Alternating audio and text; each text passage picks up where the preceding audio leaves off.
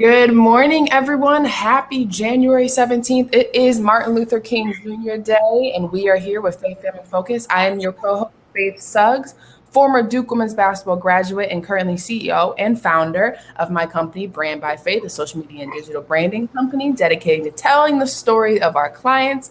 This wonderful man next to me is my father, Schaefer Suggs, former NFL player with the New York Jets and the Cincinnati Bengals, and also has served as VP and on the executive board with the RPFPC, the NFL former players of Chicago. The retired football players of Chicago. Well, then you guys are also the NFLPA former player Chicago chapter. So yes. It's just, yes, it's year two. But good morning. Did you guys get hit with this winter storm? What's the news? No, it looks like it's getting ready to do something right now, but it's mostly on the East Coast. Okay. Right. Well, I knew it came. It just missed us and had gone to Kansas City. I wouldn't have minded some snow. Good morning, everyone. Good morning. Share the show. It's a happy day. Happy Martin Luther King Jr. Day. That's Happy Martin Luther King Day?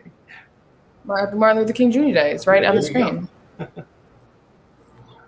It is. What a day. Got my tea.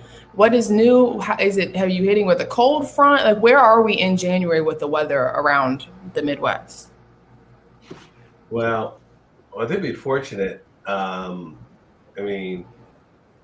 were talking about in December, right around Christmas, we knew that this day would actually come, and right in the meat of it. If you saw the news this morning, you could see how much snow in the Northeast, and actually in Carolina, where you used to go to school,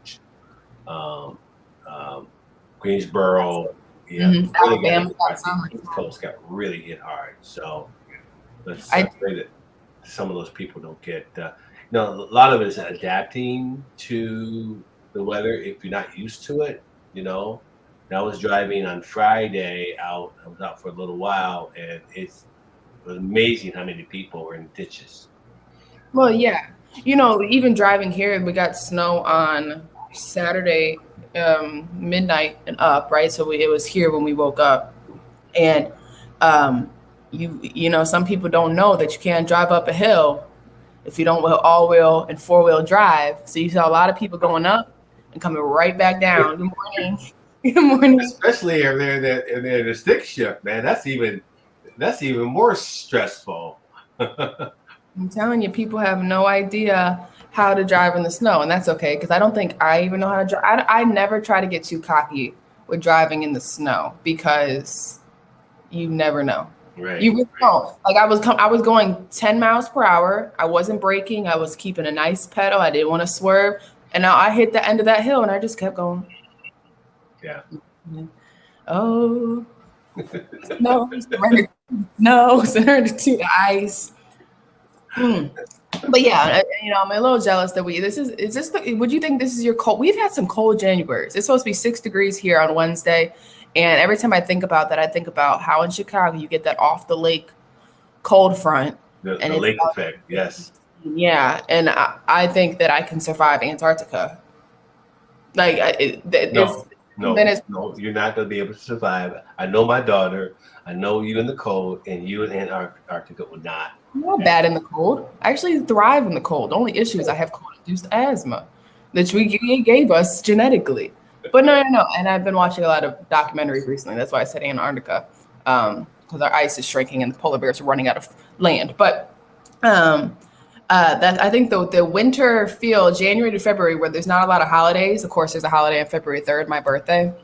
And then we have the Super Bowl on February 13th. And then we're right into Valentine's Day. So January, once it gets out the way, I tell you, it's a boring month. You just can't wait to get to your birthday. It's February 3rd. I can't wait to get to my birthday. But you're going to be 25 years old. Okay, you're going to be a quarter of a century. Yes. Wow. Goes fast. That makes you how old? Don't worry about that. So let's pivot really quick. Let's talk about that big win for K-State against Texas Tech? Texas Tech. Awesome. Yeah. Awesome. I want to talk about in general. I want to talk about, yes, they beat Texas Tech, who had just recently beat Kansas and Baylor. But let's talk about how much of a crap show college basketball is right now with rankings. You can't rank anybody. Everybody's beating everybody on the women's side, on the men's side. it's just like you have no idea who's gonna. This year's tournament is gonna be so fun. A lot of parity. Fun. Yes, because Mm-hmm. and that's that, probably that, like we talked about last Monday. It's probably that transfer portal. It's probably portal. Yes. Right. Because now everybody has the ability to recruit these older athletes, but also they can mold the team to what they want it to be. Right. In an instant. Every year there's an opportunity to redefine your team because of the transfer portal. It makes a tremendous impact. Love the show that you had on Friday with Shane Southwell, the assistant coach there, also your boyfriend. I was really, I got a chance to watch it again, and I was, this is a show for another day, but just his passion for the Harlem Renaissance and the history was pretty amazing. I would love listening to that. Yeah, and we had a great show in the past with, I think it was Reggie. Yes. And how his Reggie Williams. It was Reggie Williams. Yeah, he wrote the book, the Black Renaissance. Yeah, and studying Harlem Renaissance. Yeah, it's really interesting. Harlem Renaissance. Yeah. And it's hard not to, and this could be a good segue into talking about, this wonderful day of Martin Luther King Jr. Day. And I'm going to shorten it to MLK Day because I don't want to keep saying it. But it's an amazing day because, each of us all had different forms of, growing up in this education system and American education system and what we learned. And, when you were growing up, half the stuff you were living is what I was taught, right, growing up. And that's the beauty of, our like experiences and giving different experiences. And, when we talk about Shane's show on Friday with the huddle and hearing his experience growing up and what he learned, right? In the mecca of, Black history, right? Where the Harlem Renaissance flowed, New York, Chicago, right? It was very much those places and just, learning about how everybody's perspective is different for history, right? Northern history, they learn more than what we learn in Midwest history, right? And Midwest history learns completely different than what the West Coast history learned in the Southern. And then you got Texas. In Texas, they're learning a whole different book of American history.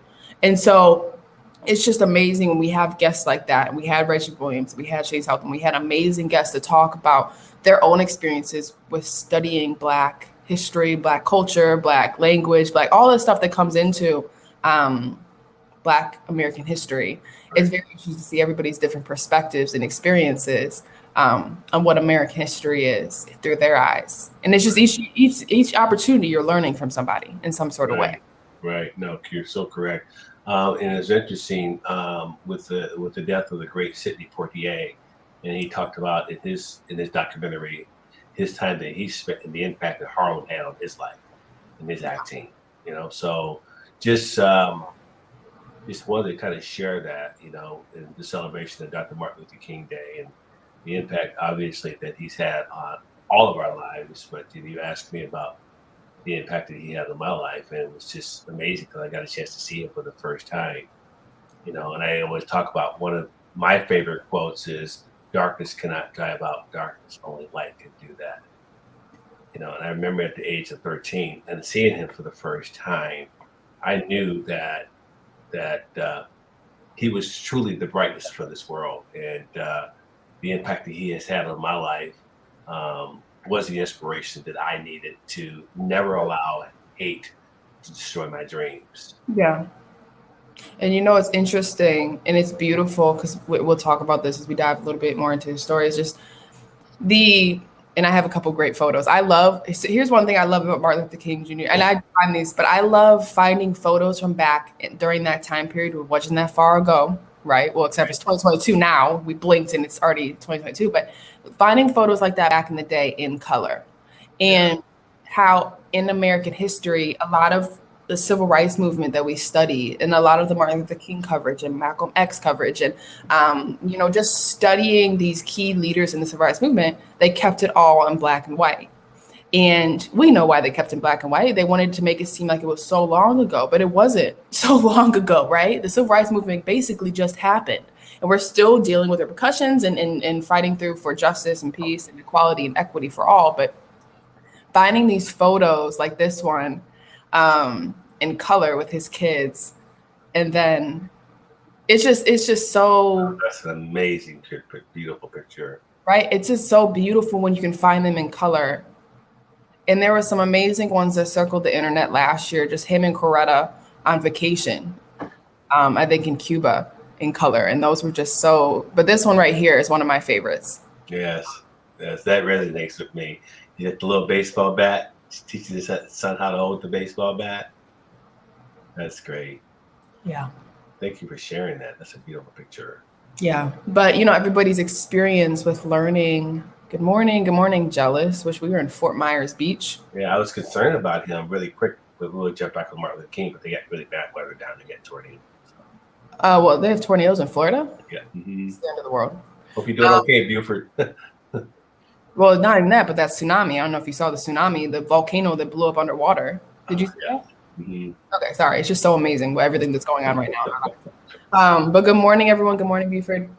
But we love talking to everybody, so say hello. But, today is Martin Luther King Day, and we're just discussing how amazing it is that now we have these photos from back then that are in color. And then your experience with, you were able to, really witness the impact Martin Luther King had on your life.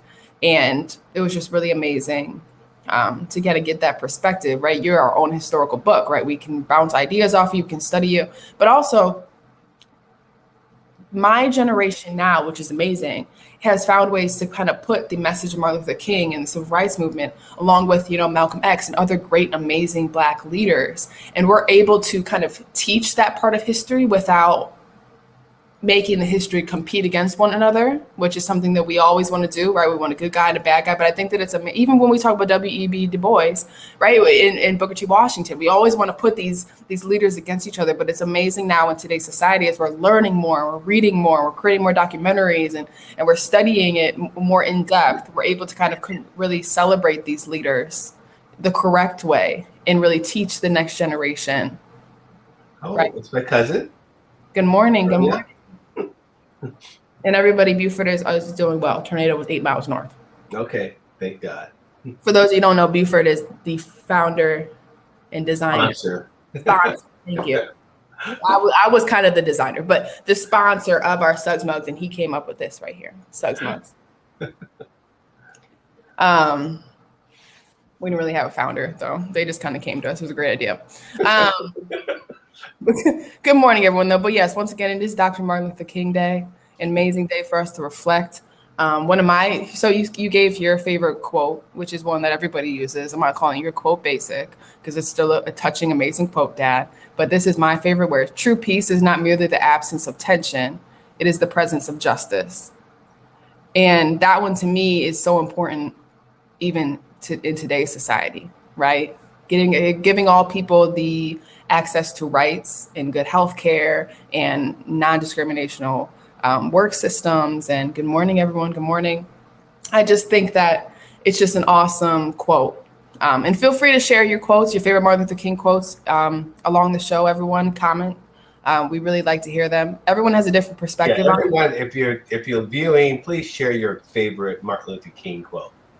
Yes, that's a good idea, Faith. Thank you.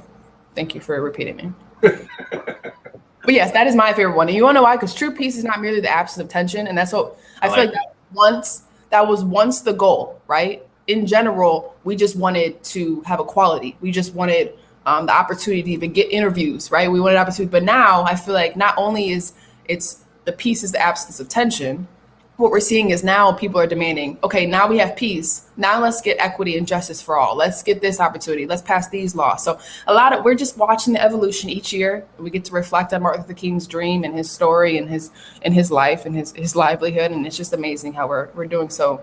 I was about to say we're doing so well. We're doing better as a nation and creating opportunities for everybody. And it's just really nice to reflect on. Nice optimistic viewpoint of it all. Yes. But yeah, amazing. I mean, Dad, I do want to ask this story. What is your favorite Martin Luther King moment? And it could be sad, it could be positive, but in your lifetime, whether it's with, grandma and grandpa, anything like that, what is the one moment that sticks to you that maybe I don't know about? And I know you're asking me because you love the story. My mom woke me up and said we were going to go to Notre Dame. Of course, at that time, Notre Dame football was the biggest thing in the world. and we were to go to Notre Dame. Notre Dame, I grew up in Elkhart, Indiana, which was actually about 15 minutes west of Elkhart. And so we get in our little station wagon with the wood paneling on the side, and we drive over to Notre Dame. And just so happened, Martin Luther King was speaking at the Stephen Center. And we couldn't get very close, but we got out, and I got a chance to get on top of the station wagon. I saw him get out of the limousine. And for the first time in my life, I saw the Dr. Martin Luther King. And I can remember that like it was yesterday. And that was my favorite Martin Luther King moment, just having a lens to get a chance to see him from afar. You know what's great about your generation is you guys physically had access to those moments in history, right? And I know one day my kids are going to be like, wait a second, you were there when people were, I don't know why this is but storming the Capitol or this or that, all those things we're going to talk about in the future, right? Yeah.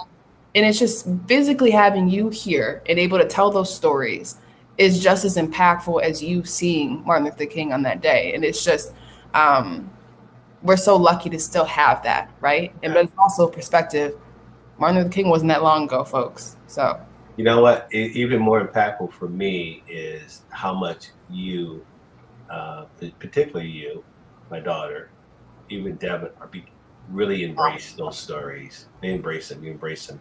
You just, and that's kind of the way I was. I would sit next to my grandmother when she was telling stories, and she was listening to boxing on the radio or baseball on the radio. And she would just tell these stories about, Joe Louis and Jackie Robinson, and Mark, this just those stories, and that's why I just, when you ask me these questions, and a lot of the time I have to really go back and reset about how much I have actually been blessed to be able to experience this in my life.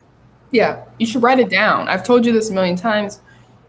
You have to write these moments down. You know what I mean? You'd have to get a journal. You have to write these moments down because you don't realize how important your experience is towards, your future great grandchildren who, I mean, you're kind of old now, but hopefully you get to meet them. I love you. But in the long time future, right, is you think about like, when you talk about Ma and you talk about like your family members who I never got to meet, but the experiences they had as not just, people in America, but Black people in America, those stories are transcendendable, right? They're important. They belong to be passed down. So just having the opportunity to write them down, I tell you, write them down. Stop wasting time. Yeah. I want to say something too. Very important, during this time that not only the African American generation, but the white generation that finally have, with the Floyd situation, what has happened the last couple of years, are finally getting a lens on this. Yeah. And people that in my life that I've met are finally saying, "Oh my God, I want to watch these movies. I want to watch Guess Who's Coming to Dinner. I want to watch all these Sidney Poitier movies." And it took something like this, right, to kind of bring a lens on people that have really wonderful hearts, but up until that point, if they had not met me or they had not met this had happened, they still would not have a lens on understanding really what our lives are like and the struggle that we have experienced in our life. And it's just amazing that there's still, and we're talking about, the resistance to teach Black history, the resistance to teach. What's that term again? Critical race theory.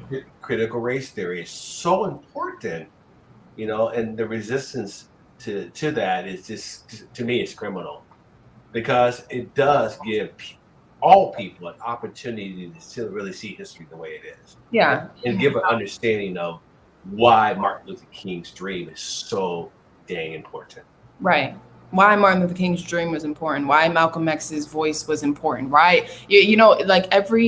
And what's interesting is one thing that I have found is difference is so beautiful, right?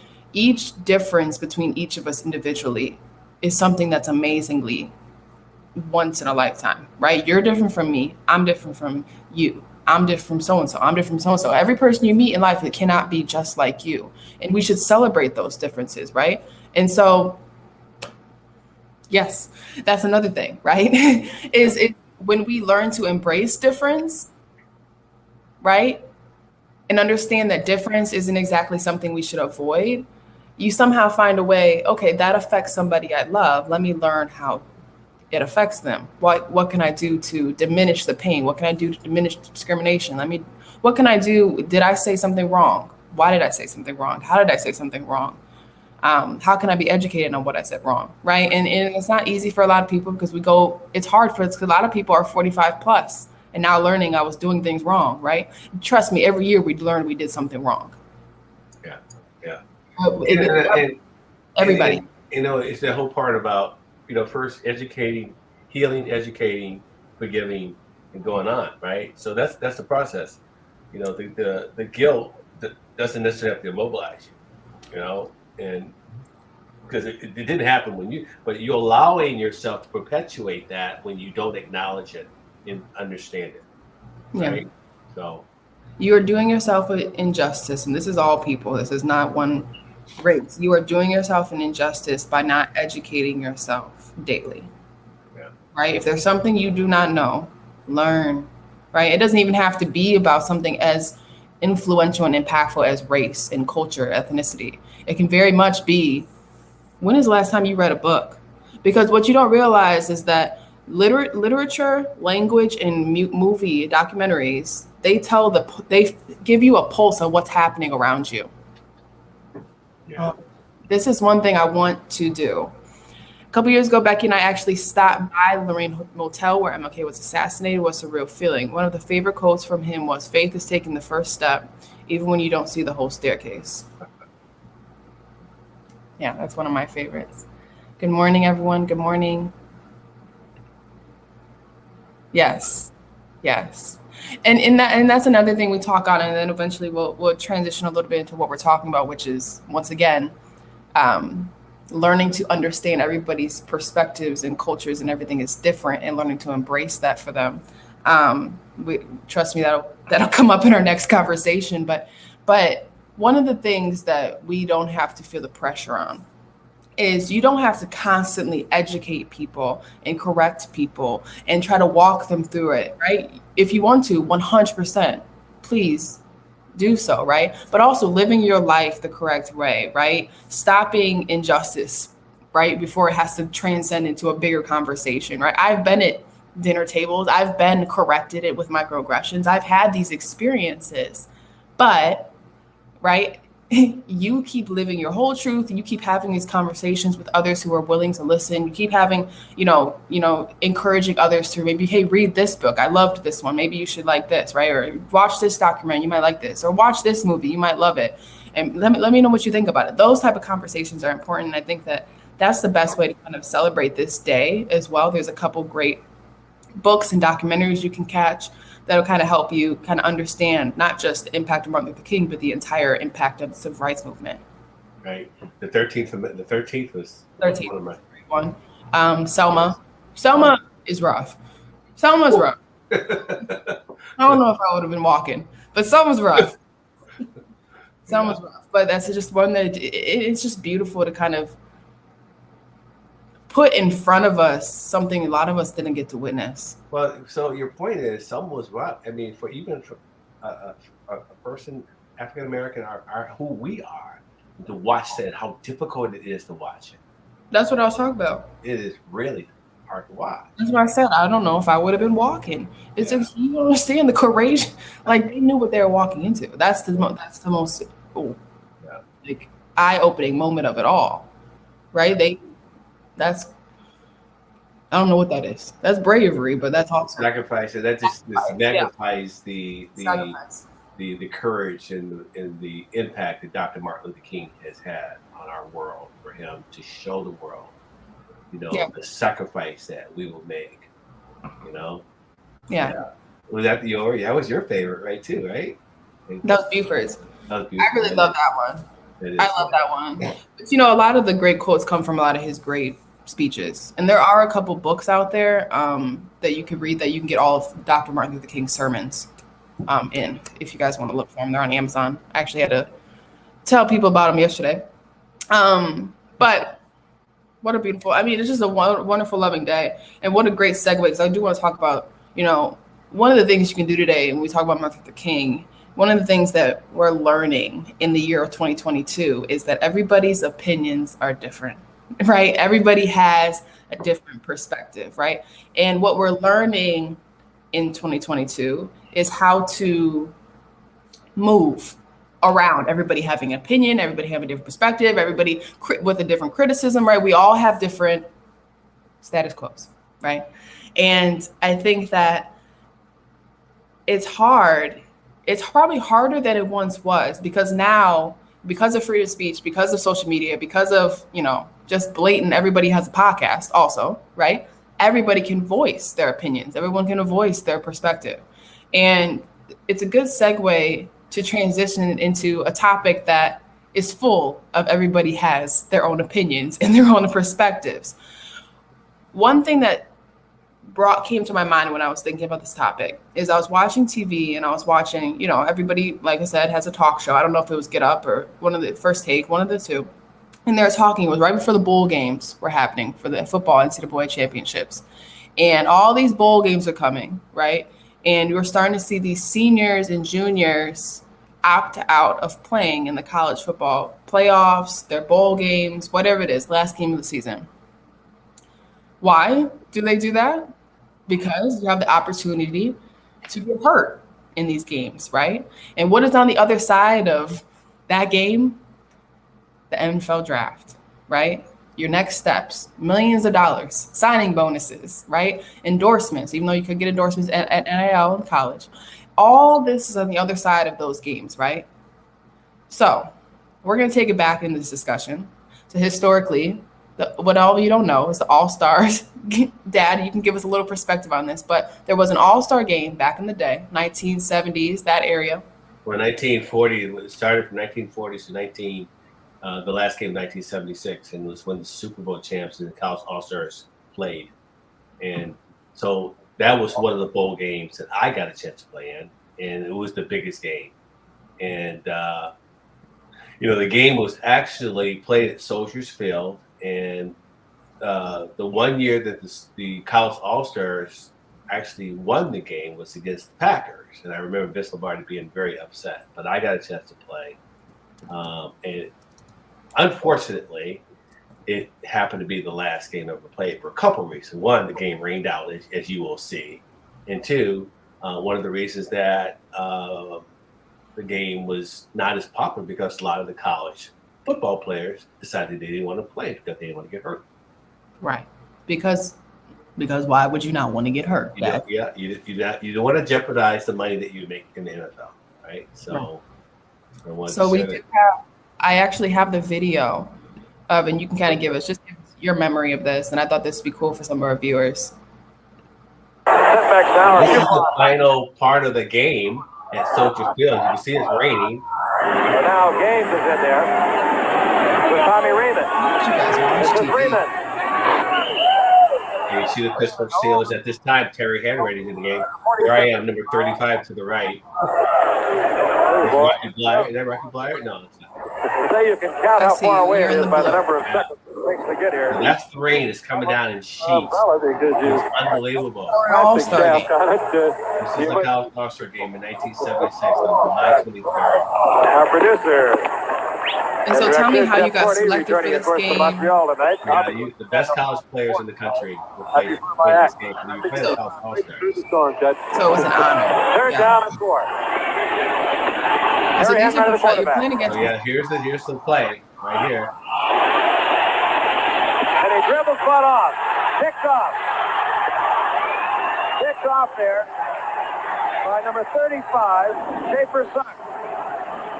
Schaefer Suggs from Ball State, the Jets' second-round draft pick, picks off Hanratty. So you were already drafted by this point. Hanratty rolling to the outside. He looks like he can make it. Why in hell?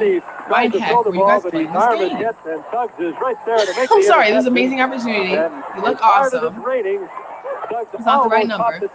But you guys are already drafted at this point. Right. But a lot of players did not want you can go ahead and turn it off, because the game after about 2 or 3 more plays, the game is actually stopped, and then eventually because of the rain, people came on the field, and then 2 or 3 weeks later, they decided that we're not going to ever play this game again. So it was the last time the game was ever played. But a lot of guys, there was a few guys that did not play in that game because they did not want to jeopardize getting hurt their career. So yes, it does not make sense to me. Maybe because I grew up in a different generation, but it does not make sense to me. Do you know how quick an ankle can move from pick number 3 to pick number 15? Right, and so, the paycheck difference between pick number 3 and pick number 15. The second day of practice, I pulled my groin muscle, and I remember the general manager told me not to practice anymore for the rest of the week. Because he didn't want to jeopardize. Fortunately, I waited about 3 more days. Yeah. So, So I don't know if you have the video of Herb Street making his comments. I think which will segue into the. Here they are. Money, the amount of money, like what's the difference as a player in saying these games are meaningless when we played in quote unquote meaningless games? I mean, I know you guys were here a lot, but I just don't understand, if you don't make it to the playoff, how is it meaningless to play football and compete? Isn't that what we do as football players? We compete. So I don't know if changing and expanding it is going to change anything. I really don't. I think this era of player just doesn't love football. Oh, that's what I was about to say. We're dealing with a total different mentality when we're dealing with these student athletes nowadays, especially the football players. I mean, their whole mentality right now is about the championship, the playoff. We got to get into the CFB or the CFP. And because of that, they don't value the bowl games. Now, when we were coming up, Herb Street and myself, like, to go to a bowl game was a huge reward for a fantastic season. That's what it meant. It's like, okay, your team played this well, so you're going to be rewarded by going to this bowl game. You're going to get a ring. You're going to get swag. Now, kids don't really care about that. They have a sense of entitlement.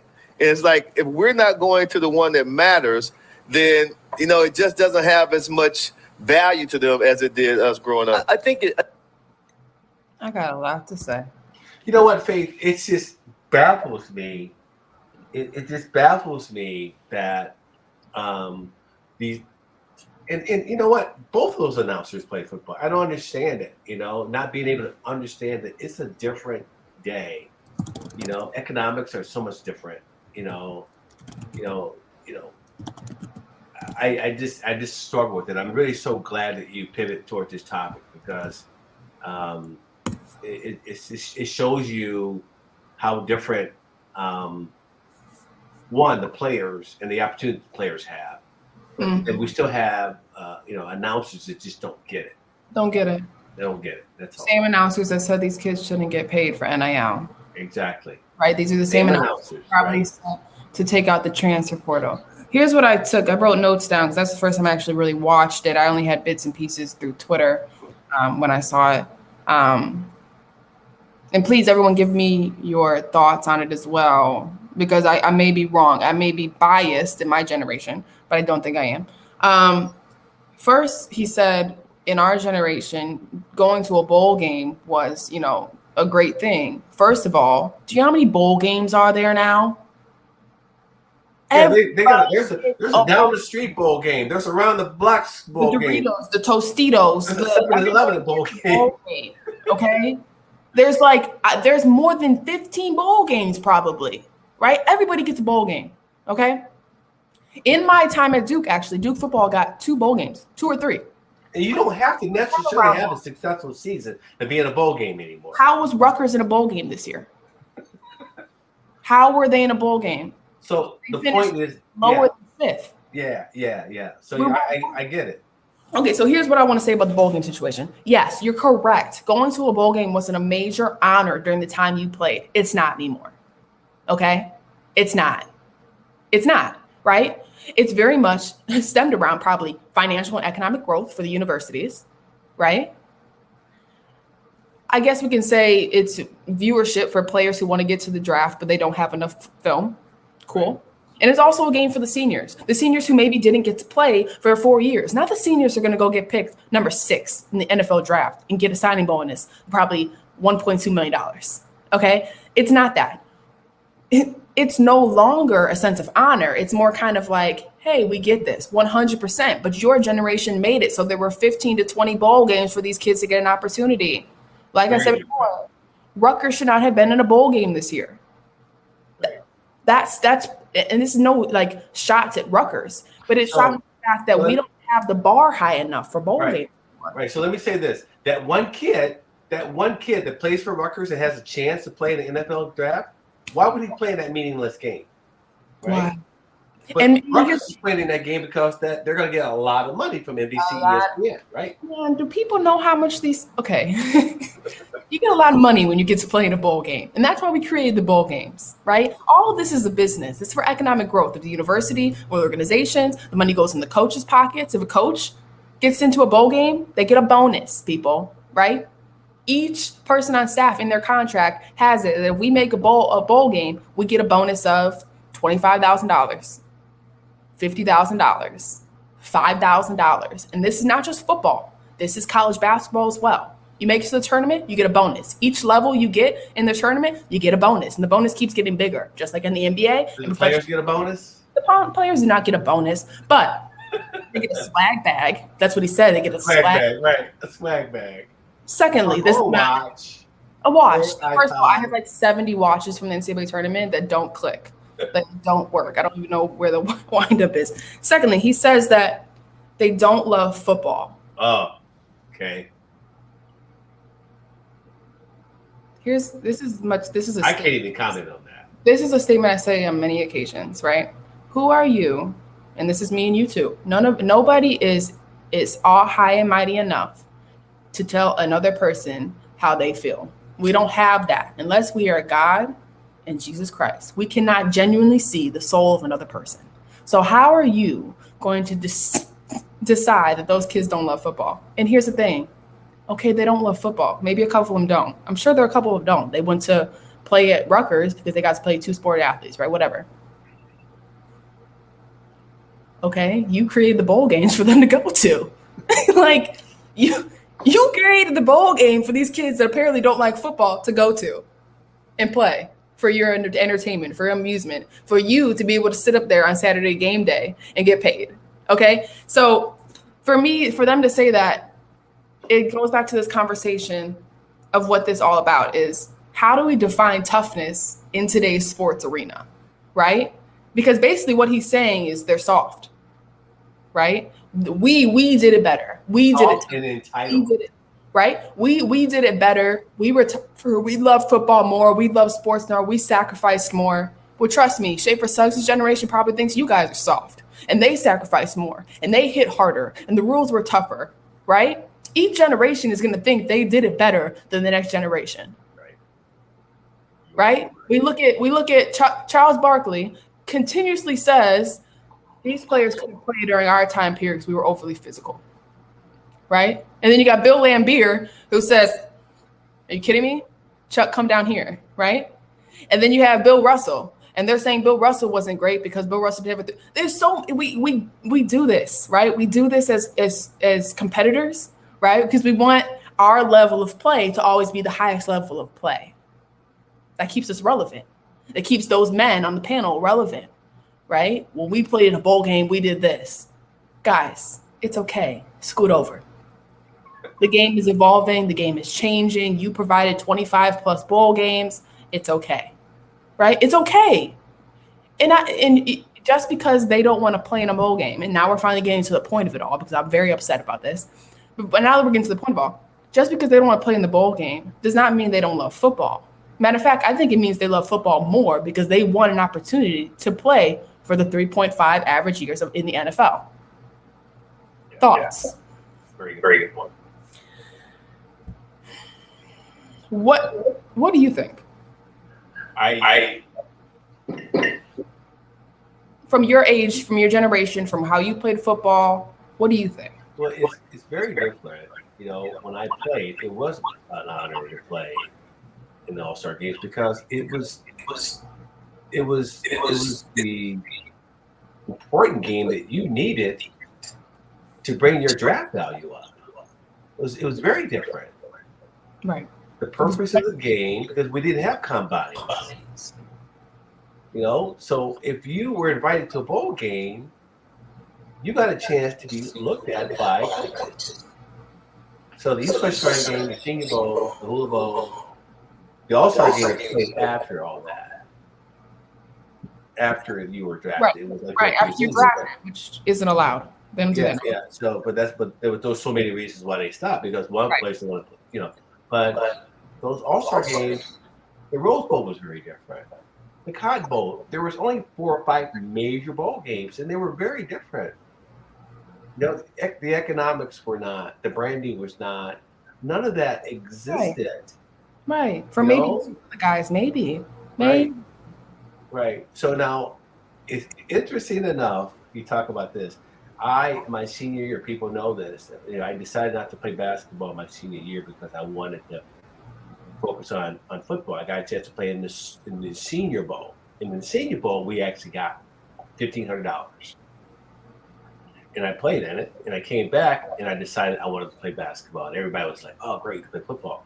I found out that the NCAA had not sanctioned that game because I got paid, and I didn't get a chance to play my senior year. That was my beginning of getting paid and being penalized because I got paid for something Right. So the NCAA had their hand under the table for that. Exactly. What was the significance of me getting $1,500 in a game, in a college game, right? That was making at that time maybe $1 million, right? Yeah. That game was an important game because every coach in the NFL, every head coach in the NFL game was at that game. You didn't play in that game, you did not get drafted in the first or second or third round. Simple as that. Right. And do you see all the things, and this is one of my points with this, is all of these opportunities you had during this generation was necessary. And in the moment of their generation, it was necessary they played in those bowl games. It was. Right? Them playing in those bowl games is the difference between 15 and 10, right? Or 15 and 14. It's the difference between you going to Buffalo and then you going to Miami. Right. But now, because we have gotten better, we have advocated so much for athletes to be able to take control of their careers, which we should have, right?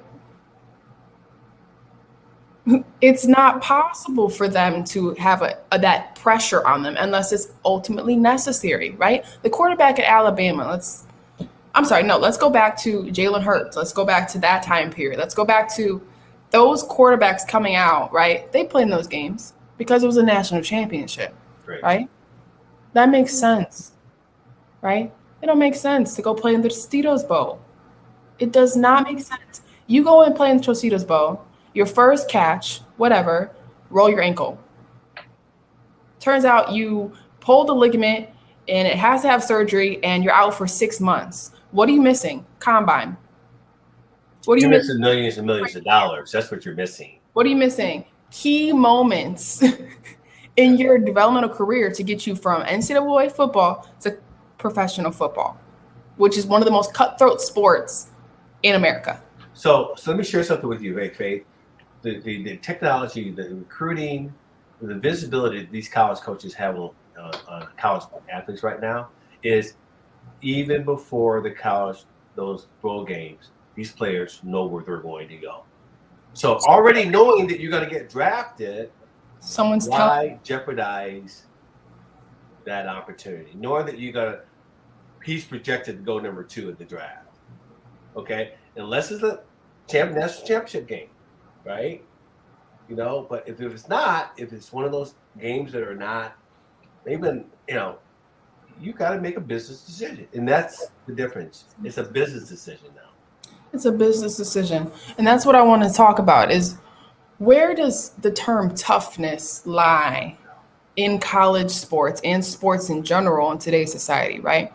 We see more NBA players take games off for rest than we ever have before. We see more student athletes decide to sit out games for cramping, for a rolled ankle, right? There's no more push through the pain to compete, right?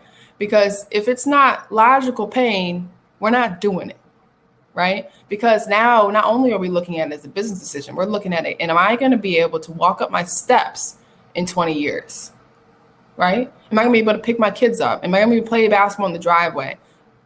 Or is it all worth it that I got to play the one more catch in my sophomore? You know what I mean? It's just we are weighing the pros and cons of what toughness means. And I think that toughness now is more at an intersection of intelligence and craftiness than it ever has before. Because it's not just these student athletes now thinking business, long-term goals. It's now they have family members who are up to terms with what's going on. Why should that kid not play, right? It's agents. They have already hired agents at this point, right? They're allowed to have representation now that NIL is open. So these student athletes have actual representatives having conversations with them as well, right? So it's not just them. They're not a dumb kid, right? And I think that's easy for us to do. We always treat these 18 to 22-year-olds like they're kids. They're not kids. They're having big boy conversations, right? They're sitting down with financial advisors. They're having conversations with representatives. They're having conversations. They're sitting across from Pepsi, Coca-Cola, Nike, right? They're adults, right? And they're very capable of making these decisions. And it's not our place to tell them to play, to not to play. It's not our place to call them tough or not tough, right? It's not, right? Because it's their life. And it's easy for us to sit up on that panel and judge people. And this is in all forms of life. It's easy for us to judge people because of what we've been through. Just because you've walked through trauma does not mean that everybody else should walk through trauma. That's not how that life needs to work, right? And I think that that's one of the biggest things that we struggle with in society, beyond sports, beyond all of this, right? We, for some reason, can't stand that everybody has an opinion or perspective or has a way they want to live their life that is not the way we want to do it or the way we have done it or we find. And that right there is such big levels of ignorance and lack of maturity. And this is not saying they're bad, stupid, immature men. That's not what that is. But it's more along the lines of, like I said earlier in the show, it's our opportunity to grow. This is an opportunity for us to grow with what these younger generations, Generation Z, what they're pushing forward is now they're a lot more smarter and conscious of the long term than ever before. Yeah. I even noticed and experienced in the last couple of years, high school athletes who got hurt their senior year, opting out of playing in games so they didn't jeopardize their college scholarships. Because a college scholarship now is worth millions of dollars. Yes. Because with now the NIL, which so for families who are watching, NIL is name, image, and likeness. So, which has changed the landscape of college sports, amateur sports, right? So, right. Yes. Good morning, everyone. Good morning. And you know what's interesting is I think that there's a lot of bitterness and jealousy surrounding not just NIL, right? Now that the student athletes can make money. We had this conversation about name, image, likeness. This new generation has so much control, right, over their playing career. They don't get to control if they play or not, but they get to control who do they work for, where do they want to make money, when can they play, when do they want to play. Right? The bowl game, at the end of the day, everyone knows is the end of the season. The season's over, right? The practices you're having are probably full of kickball. That's just that. For people who have played in college sports, they know the postseason is fun time. It's roll the balls out and have fun because you've done the work. You're at the point of the end of the season. Okay. So the fact these student athletes, we're not in. I'm trying to wrap the mental preparation for these end of season games is nowhere near what it once was. It's more kind of like, guys, you worked hard. Good job. Let's just go out there and have fun. That's right. Obviously you want to win, but it's more, we've already got our $25,000 bonuses, right? Go out there and have fun. And so the fact these student athletes are making the decision to be like, I don't know if this is smart for me because I have the mock draft has me at 4 going to Miami or to New York, right? I don't think that's smart for me. It's not smart for you. We've seen so many. Think about how many athletes get carted off or have to limp or training staff has to come into the game in a single football game. Yeah. Just think about it. It happens every game. Right? Especially when we're talking about football. Right. And so we got to let it go. We got to let that feeling of because we did it one way, they should do it that way. And because they don't do it that way, the way that we did it, we're better than them and they're not better than us. We have to let that go. Well, for sure, it's changing. It has changed. And you're going to have some that will have a hard time with accepting the change. The reality is it is changing. Change is happening. If you don't, and we keep saying this, if you don't jump on the train, you're going to miss out on a lot, because this Generation Z is different, right? They are different. And if you guys haven't gotten the opportunity to watch the TED Talk yet by Candace Parker, she touches on some amazing topics about how her daughter and that generation is teaching her and teaching us so much about how to treat one another, how to advocate for one another, how to make decisions for ourselves over others, right? It's just, they're so ahead of us in how to live this life. We have so much to learn from them, right? And it's amazing, right? They're telling us what stores not to shop at because it's not gender and body conscious. They're telling us not to go eat Coca-Cola anymore, right? There's all these things they're educating us on, and with this, our opportunity to grow, right? At 25, I can grow. At 45, Schaefer Suggs, you can grow, right? We all have the opportunity to grow, and so it's just, really tap into what's going on around you and what's happening. You said I was 45. I love you so much. I was just trying to be kind. Everybody knows how old you are. But yeah, so wonderful show, wonderful discussion. I hope everyone enjoyed it. I hope everyone has a wonderful Martin Luther King Jr. Day. What you can do today is read a book, find a documentary, find a children's book. There's many of them.